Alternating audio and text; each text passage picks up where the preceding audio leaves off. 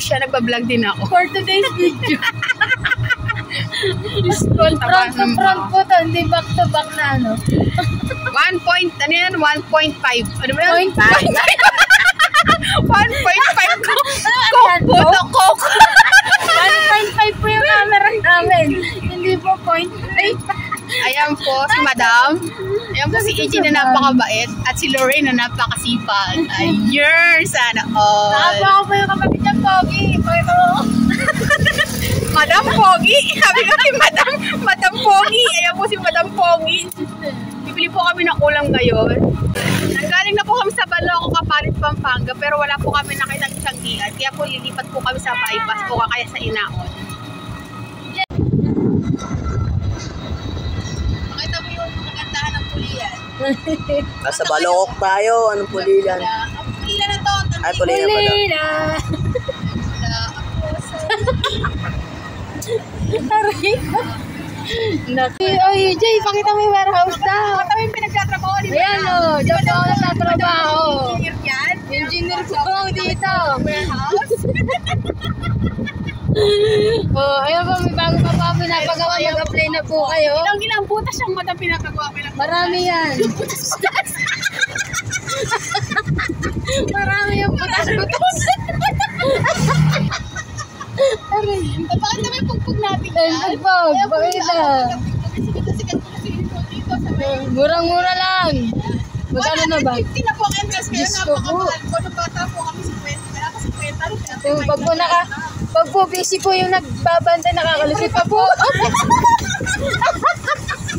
Pagka po may kasama kayo makilala, libre na po.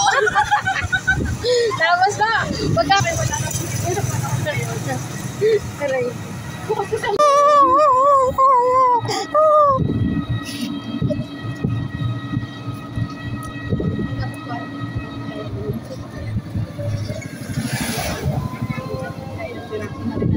Nelson Adventure is watching. Nakalive ba ba? Yes. Mamaya panoorin mo to. Dito na lang. Sa bayan. 30 minutes yan. Ayan o. Bakit tumitaan na na? Tayo mo muna. Pakita pa natin yung pag-inilan sa tindahan eh.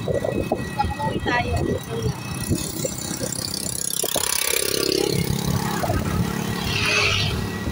Sige! Ano ba yung inaano mo na yan?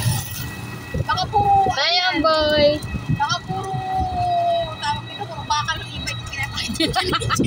Eto, puro likod mo. Madam, yung video ka puro likod mo. Kuwang-kuwa ka. Ito, madam, bypass. Yan po tayo sinasama yung bago. McDonald's. Linggo-linggo nandun si EJ sa McDonald's. Every other day. Every other day. Linggo-linggo lang. Sarado pa yung ice cream.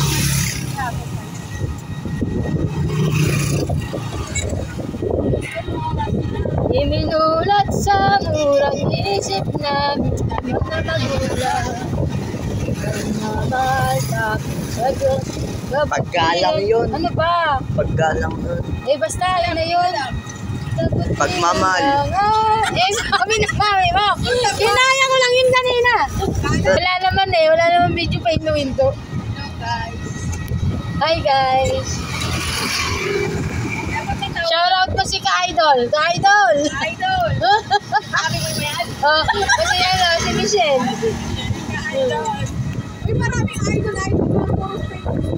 Idol! Dapat din na kayo na idol. Idol ba? Oh, yan sir. Dapat madaming sarili ang tawag sa mga viewers mo. Dito lang kami. Sige, baka magturo kami. Turo kayo ulam na dito.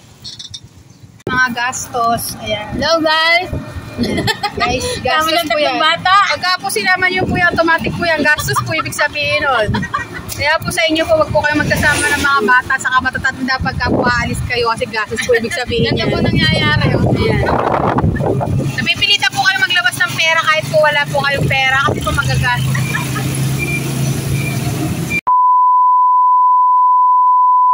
At ito na nga guys, yung aking napamili galing doon sa aming road trip. Ayan, so magluto ako ngayon ng sinigang na tilapia na may puso ng saging. So syempre, ito yung ating mga gagamiting ingredients para sa ating lulutuin na dish. So dito muna ako sa channel ko na ito na Matatas World Baguluto.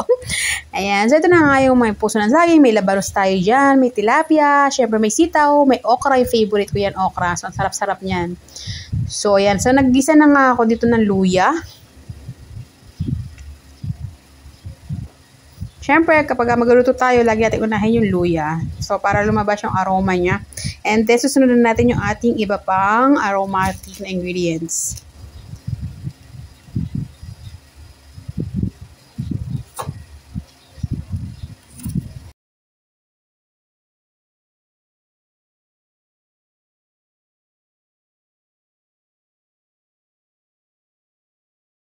And then, ayan na nga. So, nilagay ko na rin yung ating sibuyas.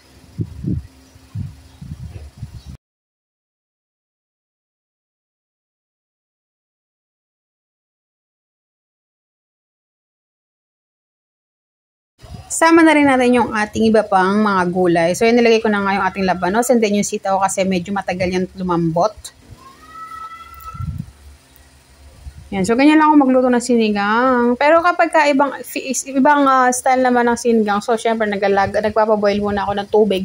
At saka lalagay ko yung mga luya, sibuyas, and then, tsaka ako papakuluan, and then lalagay yung iba pang ingredients. So, dito nga sa may ginawa ko nitong may puso ng saging kasi. So, nilagay ko na rin yung ating iba pang spices. So, naglagay ako ng asin and then bechin and then nag-add rin ako ng water. So, papakuluan ko muna to at saka ako lalagay yung iba pa nating mga gagamiting ingredients. So, yan na guys. So, kumukulo na siya agad-agad. So, ganun-ganun lang. Agad-agad na yan. So, yan. So, nilalagay ko na rin yung puso ng saging. And then, sama ko na rin yung aking favorite na okra. Yan. So, again and again, papakuluan na naman natin yan until kumulo siya. Nilalagay natin yung ating fish later.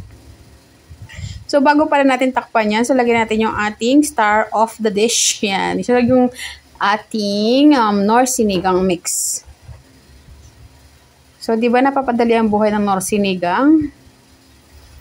So, meron talaga kaming puno ng tamarind dito. May puno kami ng sampalok pero hindi naman makuha yung mga bunga. So, ayan na nga lang gagamitin natin. Knorr sinigang. So, ayan na nga. Ang bilis-bilis. So, kumukulo na siya. This time, guys, lalagyan na natin yung ating fish.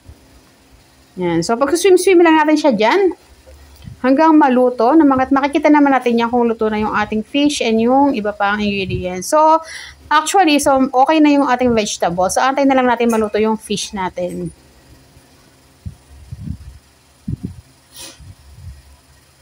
So, ganyan-ganyan lang guys. Meron na tayong pang-ulam. So, matagal-tagal na rin ako hindi nakakain ng sinigang na may puso ng saging. So, parang ang sarap niya. Yan. So, nakita nyo naman kumukulo-kulo na siya. So, last part natin yan. Siyempre, i-add natin yung ating pampaanghang ng konti. Kasi hindi naman masyadong maanghang yan na ceiling green. So, lahat naman ng sinigang nilalagyan ng ganyan. So, pampalasa yan. So, pampasarap din sa ating dish. Ayan na nga guys, so luto na. So tikiman time na itong ating nilutong dish na ating sinigang na tilapia na may puso na saging. So nga pala dyan guys, so parang hindi pa ako nakontento doon sa lasa, so nag-add pa ako dyan ng salt.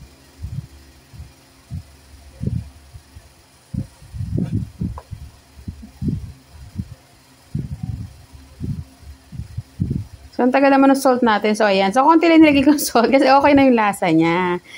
Ayan. So, kain na guys. So, lunchtime nga pala dito ngayon. So, ayan yung ating ulamin for our lunch. So, masarap yung may sabaw kapag katanghalian. So, pampalakas yan guys. Yan. So, after nyan, syempre, turn off na natin yung ating heat.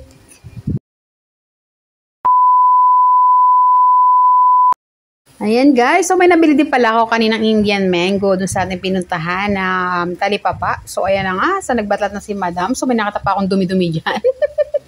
Ayan, so binabalatan ni Madam yan. And then ako naman na magluluto ako ng bagoong dito. Actually, meron talaga akong bagoong sa rep. Kaya lang, pinapaluto pa niya kasi gusto niya lagyan ng medyo matamis. Gusto niyang gawin na medyo sweet yung ating bagoong. So ayan, so gawa talaga yung bagoong na yun para sa mga tinapa, sa mga ganyan. Pero hindi pang mangga. So, yan. So, naglagay nga ako dito ng sa pan. May oil ako. And then, naglagay ko na yung sibuyas. Yan. Parang i-remake ko lang tong bagoong na to. Ganun. Yan. Nilagay ko na rin pala yung ating bagoong. Bagoong alamang. So, konti na lang siya kasi nagagamit ko na nga siya from before pa. Yan. So, nag-add ako ng 1 tablespoon ng sugar. So, pauna lang yan. So, syempre, mamaya, i-adjust pa natin yung ating mga pampalasa. So, nag-add din pala ako ng 1 tablespoon ng ketchup. And then, nag-add ako ng konting tubig. Ayan. Papakuluan lang natin siya, guys. Then, mag-add din pala ako dito ng ng bechin and then magic sarap at pampalasa din.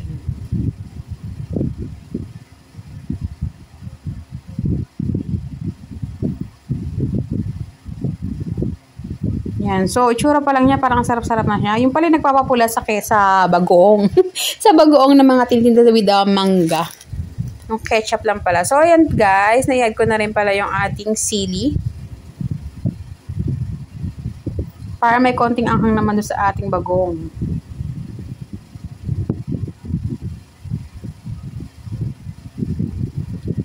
So, pwede rin natin tikman yan guys. So, feeling ko parang hindi pa siya okay. Kaya nakapag-add pa rin ako ng 1 tablespoon ng sugar ulit dyan. Ayan. At maya-maya lamang ay okay na yung ating sausawa na bagoong.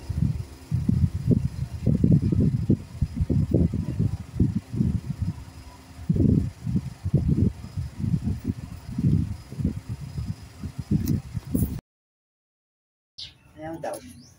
Ito naman kami. Hello guys. Puro na lang hello guys. Hello mga ka-Red Horse. Sabi ni ate, pag nagbabalag ako, mag-ito ako ng ano ko. Tawag mo sa mga guys. Oh, tawag sa mga guys. Hello mga ka-Red Horse. Tako sa alak.